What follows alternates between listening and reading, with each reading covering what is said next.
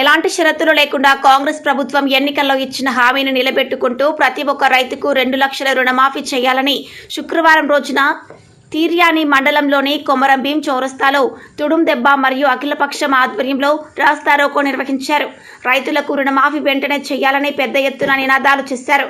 సందర్భంగా వారు మాట్లాడుతూ కాంగ్రెస్ ప్రభుత్వం ఎన్నికల్లో తమ అధికారంలోకి వచ్చిన తర్వాత ప్రతి ఒక్క రైతుకు 2 లక్షల వరకు రుణమాఫీ చేస్తామని హామీ ఇచ్చారని, ఇప్పుడు ఇచ్చిన హామీ విస్మరించి షరతుల పేరిట రైతులను ఇబ్బందులకు గురి చేస్తున్నారని మండిపడ్డారు.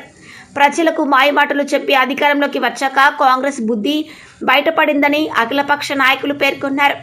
అనంతరం రెబ్బన ఎస్ఐ చంద్రశేఖర్ ప్రజలకు ఇబ్బంది అవుతోందని రాస్తారోకోను విరమింప చేయాలని కోరడంతో అక్కడి నుండి తహసీల్దార్ కార్యాలయానికి వెళ్లి తహసీల్దార్ సునీల్ కుమార్ దేశపాండేకు వినతి పత్రాన్ని సమర్పించారు.